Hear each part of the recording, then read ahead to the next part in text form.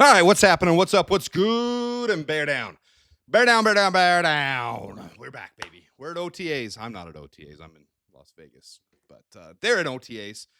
Ben Johnson, Grady Jarrett, Termaine Edmonds, Kevin Byer all spoke to the press today. I was trying to hold off on putting this out because I wanted to see highlights from camp. I wanted to see some video footage. That'll get released, but I want to get this out. So this is going to be short and condensed. I am just going to recap the press conference, really short, condensed, and sweet. And then I just want to get the ball rolling with comments in the comment section because I want to hear what you guys think about press conference, Ben Johnson. I was really disappointed in one major thing. To me, rip the freaking Band-Aid off. Put Caleb Williams in front of the microphone, have him answer questions, get it over with. Even if he wants to say, you know what, that was before, I don't want to talk about it. We move forward. I'm excited to be here. I'm really excited with this organization. I'm excited Ben Johnson's my coach. I'm excited to move forward. Let's do this. I don't even care if that's what it is, but get him in front of it so this thing doesn't linger on. They asked every one of these players about it.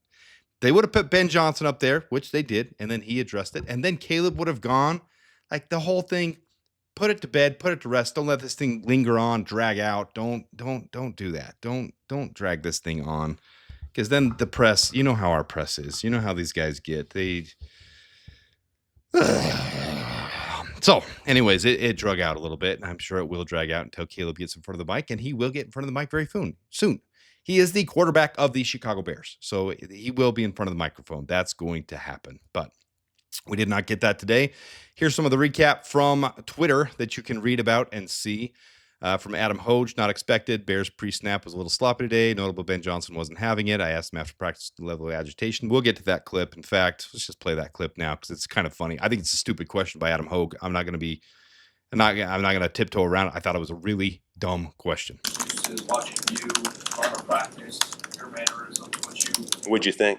Well, I was going to ask you the amount of agitation you saw today. Is that typical Ben Johnson, or is that just early growing pains with what's going on? You saw agitation today? Yeah. No, I thought that was normal. So stupid is as stupid does. He's going to coach the way he's going to coach. Let him coach the way he's going to coach. Don't even freaking, is that normal for you? Is that how you're going to be? Are you going to have agitation while you're coaching? Shh. Okay, I'm done. Anyways, from Nick Moreno, who I have a lot of respect for. I like Nick Moreno. Ben Johnson showed his intense side of him in Wednesday's OTA practice. That's a better way to put it. Had to blow the whistle several times to correct things that were wrong with plays. If something was off, Johnson wasn't going to let anything slide. From Mark Carmen, top 3 takeaways from Bears OTAs. Ben Johnson is intense, screamed at Cole Kmet for what appeared to be lining up incorrectly. And I love it. And the players, they addressed this. The players that were asked, they all, and in fact, Ben Johnson said that players have each individually come up to each of their offices. Him, Ben Johnson, Hightower, several coaches, they've gone up to him and said, we want to be coached hard. We want accountability. So they're looking for it and they're getting it. So Cole Kmet, and don't run away with this crap. People run away with this stuff and say, they're not happy with Cole Kmet. He's off. It's the beginning of OTAs. This is the beginning of OTAs. You're going to have some sloppiness. Even Ben Johnson's talked about it several times that it's going to be like this. There's a new system being put in place. They've got high expectations. There's going to be some sloppiness. It is what it is. So number 2, Caleb Williams did not have his best day. Ball came out slow at times, off the mark, pre-snap, wasn't reading things well. Ben Johnson said he has been more in Hallis Hall, more devoted, more dedicated than anybody else this offseason. He's not worried about him. Don't read into things on day one, but you need to have these growing pains. That's what we need. And Case Keenum and Taysom Bagent both got QB2 reps. Not that that's really the most important thing in the world, but here's just a quick breakdown. Then I want to hear what you guys have to say about it, what your thoughts are as we begin training camp. And I really don't think there's much explanation as we head into this other than it's the beginning of OTAs. This is the start. We're just excited it's here. Nothing much else to it. So Ben Johnson, a primary objective this offseason was to get bigger, faster, stronger. They wanted guys in the weight room. It sounds like that was happening. You see it on several players, Austin Booker, Jervon Dexter. It's positive net results so far from what we see. And I like a coach that holds that accountability. I mean, that's old school, high school coaching. Get in the freaking weight room. My coach nonstop. If you didn't put 3 hours every other day, I don't remember. It's a long time ago, 20 years ago. I remember it was 10 hours total after practice in the weight room. That you were in jeopardy of losing an opportunity to play the game. So he wanted weight room, and that's what I love. This old school mentality of you're going to continue to get bigger, faster, stronger. He addressed Caleb Williams right off the bat. Told the press Caleb's outstanding to work with, and that happened before he got here. Basically, a way of shedding it off and saying, "Look, that past is the past. Caleb's dedicated. I'm excited about him. We move forward."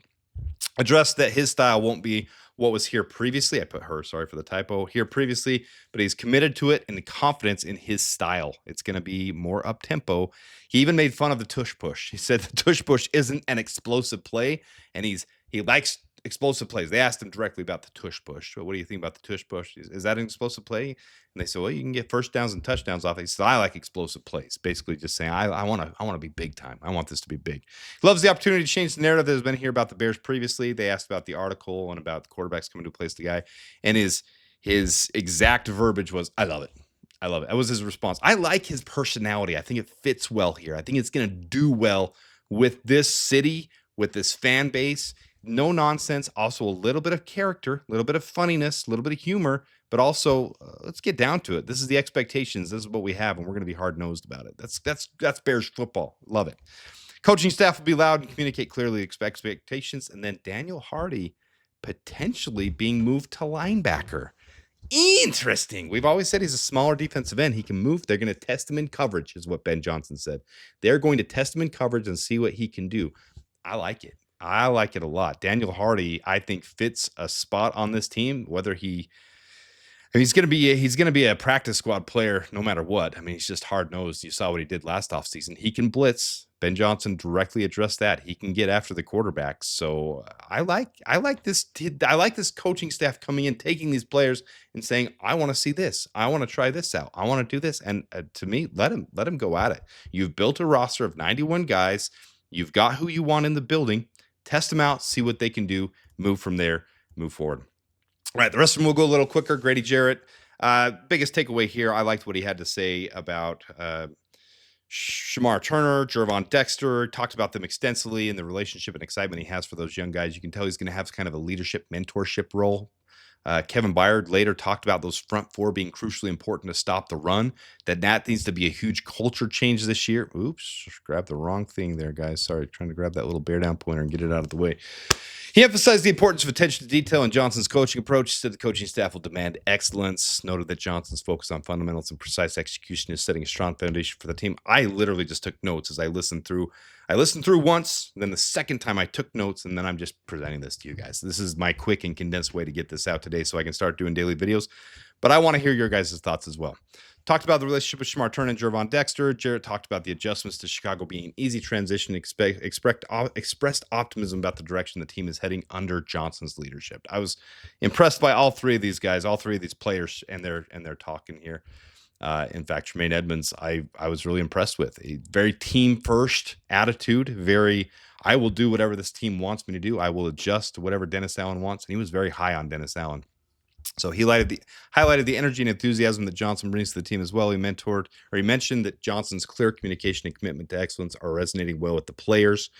Edmonds is focused on improving this year and executing his job as the Mike linebacker through clear communication. So he talked a lot about communication, being a more vocal and verbal leader, and be an example on the field as well, and following the coaching staff. So he spoke positively about the early chemistry developing between the defense and the new coaching staff, especially Dennis Allen, and he praised Ruben Hippolyte as an intelligent player with immense potential. So he was very high on Ruben Hippolyte when they asked him about him.